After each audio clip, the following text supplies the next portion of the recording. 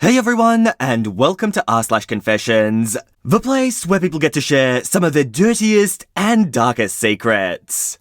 Now, I covered this sub probably about a week ago, and you guys absolutely loved it. So here we are, back in r/confessions, and here's the first post by user/ripperota. So this happened quite a long time ago, back when I was in 6th grade. I might have been 11 or 12 years old. There was this boy at my school, not in my class, who used to wait at the top of the stairs for other students passing by. As soon as they passed him, he would push them and laugh at them if they slipped. He was quite tall for a 6th or 7th grader, I don't know how old he was, and would only push smaller students. He tried to push me once, but luckily I was able to grab the railing to prevent the fall. Some did actually fall, and he would stand there just laughing his butt off.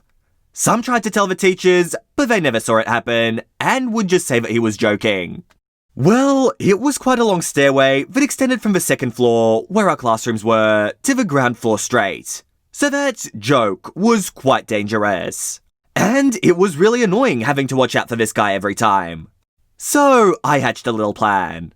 One day, my class had to change classrooms during break, and I knew that he'd be hanging around the stairs. I made sure to walk behind the rest of my class as soon as I saw him, so that nobody would see what was about to happen. I've always been quite small and rather skinny, so I supposed I'd be a perfect target for him. And I was right. It went just as expected. As soon as I was about to go down the stairs, he stuck behind me. As I said, I'd already seen him, and gave me a hard push. I've seen him doing this to many other people before, so I could predict that push and dodge it by turning to the side and holding onto the railing. He laughed at me, called me a little loser, told me to go cry elsewhere. I wasn't, but okay, and went to head down the stairs himself. Now I had him where I wanted him to be, and was standing at the top of the stairs. I remember saying something like, "Oh well, let's see how you'll cry." And as soon as he turned his head and our eyes met, I gave him a good kick in the lower back and watched him falling down the whole stairs. In my head, I'd already been through various scenarios, so I'd prepared various reactions that would be fitting the outcome. So, as soon as he hit the ground at the end of the stairs, I started screaming bloody murder, crying and calling for help, as I'd seen in various movies when something bad happened. He was laying on the ground and wasn't moving. An ambulance was called, and while my class and some other students and teachers who'd heard me tried to comfort me, I watched the guy getting taken to the hospital. It was glorious. I heard he ended up with some broken bones and in a wheelchair. I never saw him again at school. Nothing ever came from it because everyone thought it was an accident. Everyone assumed that he slipped and fell. No one ever suspected me because I was quite petite, always polite, and had never been a troublemaker. So, even if he remembered what happened and told someone, they wouldn't believe him. And I was underage at the time. I wasn't even 14 years old. So, there wouldn't have been consequences anyway. Now, dear readers, before you go ahead trying to judge me or something, think about the fact that this could have happened to anyone that the little punk pushed before, and he didn't care. I may not have fallen that time, but maybe I would have next time. Or maybe someone else. No one knows what could have happened. So, it was nothing but self-defense. I did everyone a favour by removing that disturbance from the school. He had it coming. Yeah, wow, I'm kinda curious to see how bad this kid's injuries were, like if this was something that healed up within the course of a few months, or if these were lifelong injuries. Because like, come on, stairs are no joke. Like, broken bones are probably the least of your problems. Hit your head, there you go, concussion. Somehow land badly on your back, there you go, your spine's gone. I mean, this is serious stuff, and maybe this wasn't the best way of handling it, OP, but clearly your teachers didn't. I mean, I don't really want to justify you, OP, or blame you for anything. I guess that's not why we come to this sub. We come here for the secrets, whether they're good, bad, or somewhere in between. Alright, and here's another one that is surprisingly relevant to the time. It was actually posted quite a while back, but I think it's still pretty relevant. This one is by user/Smillidenrex. I have the virus, and it sucks. I got infected working in healthcare, even when wearing a mask. I'm a 31-year-old male in the American Midwest. I thought it wasn't a big deal, but my god, this virus sucks the strength right out of you. I never got a fever, so my supervisor didn't let me leave work several times, but I had a cough. I'm afraid I infected my coworkers and residents. Lately, I felt like I have mucus on my lungs and pressure on my chest, but it comes and goes. The muscle pain is horrendous, and I feel like I've got no energy to move. I know we're all mortal, but this stuff does scare me. Please, everyone that reads this, take care to protect yourself. This sickness is real and could kill me or you, no matter your age. And user/BigBoss514 also shares their experience down below, and I think it's, if not just as interesting, I think it's even more interesting. I recently recovered. I was on a ventilator twice, ECMO twice, and had complete respiratory and kidney failure.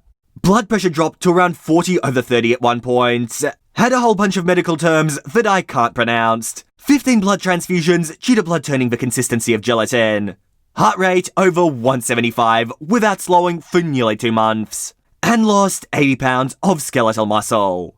I had pneumonia and a bacterial abscess that blew a hole open in my right lung. My toes became necrotic. I was in 2 comas and woke up with a tracheostomy and no voice. Intubation lasted nearly 8 weeks. I was in the hospital for a full 3 months, of which most was in the ICU. I had a convalescent plasma transfusion, which saved my life.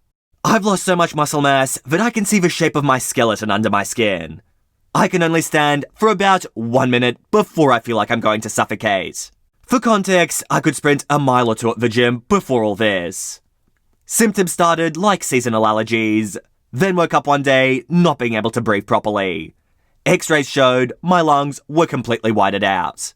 If there's anyone reading this that doesn't wear a mask, or wash their hands, or honestly thinks this is a hoax, you could be killing people. Please follow the guidelines. OP, I hope you feel better soon. Get to an emergency room if your lungs feel worse. And OP does say that they had no pre-existing conditions and were not immunocompromised, so that's just the most shocking part. Anyone can get it, and the symptoms can be so mild, but then they can also be so extreme. It's just you'll never know if you'll be lucky or not, or what might happen. And here's the next post by user/Trombonosaurus. I impregnated 3 women, resulting in 3 abortions.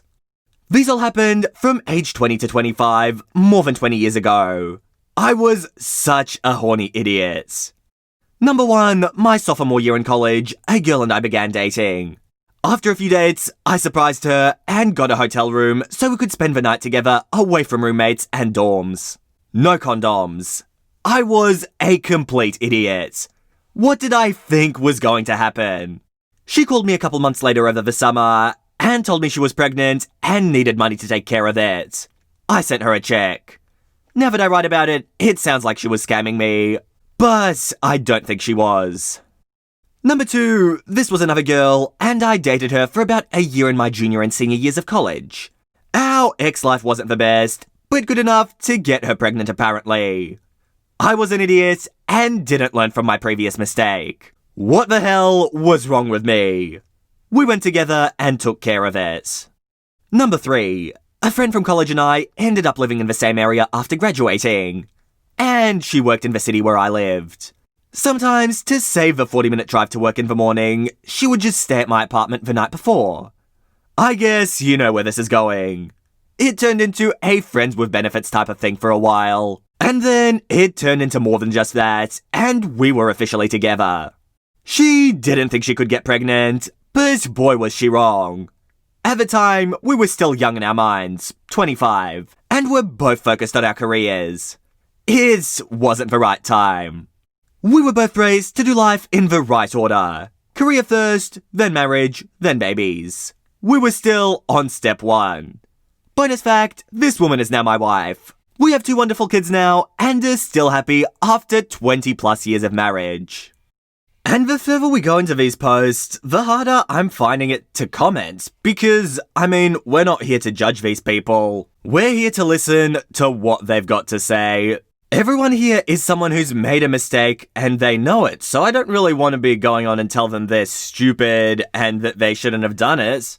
Like, look, OP, it happened, you sorted it out, and it looks like you've learnt from your mistakes. And you seem to be currently in a happy marriage with as many kids as you want, so what can I say? I don't want to congratulate you, I don't want to be congratulating you on this sort of stuff, but you got where you wanted to be.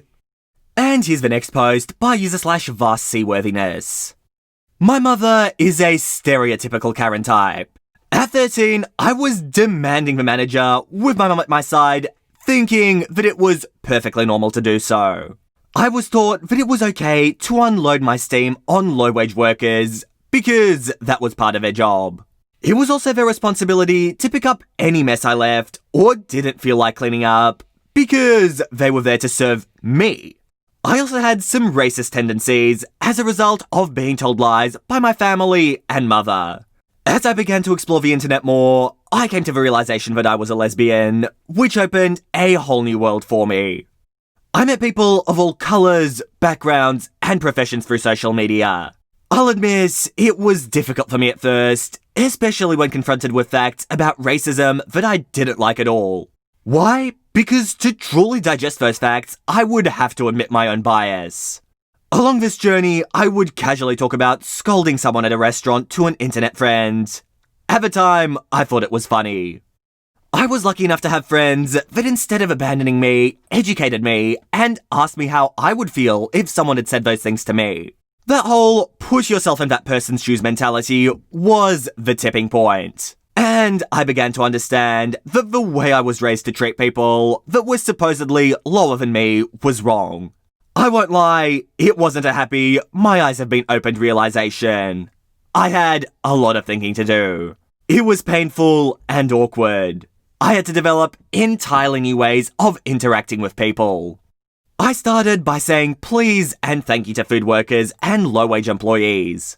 I immediately noticed a difference in how they treated me. They didn't seem like they hated their job because they were bored and upset that they couldn't do anything better with their life, as my mother would have put it.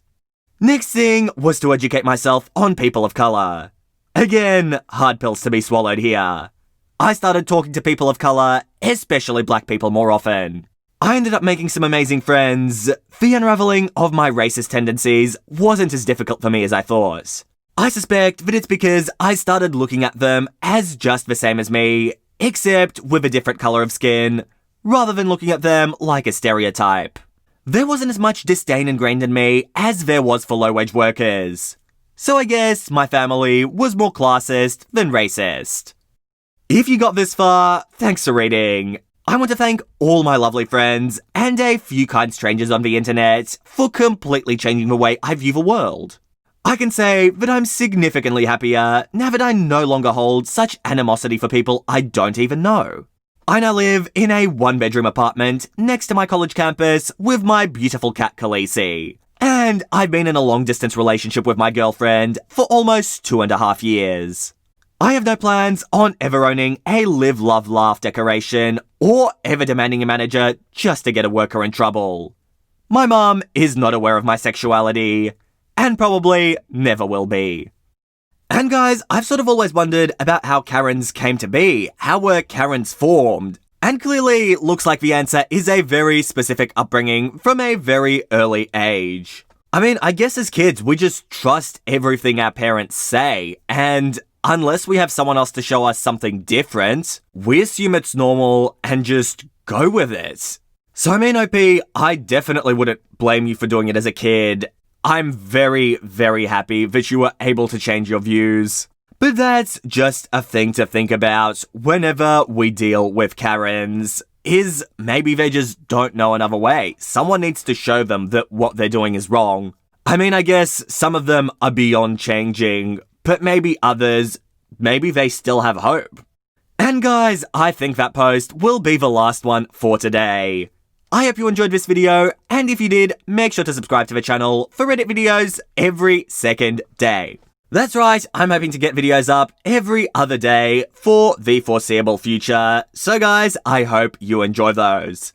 But with that said, you guys, thank you so much for watching. I hope you all enjoyed, and all I want to do is see you all here next time. See you later, guys.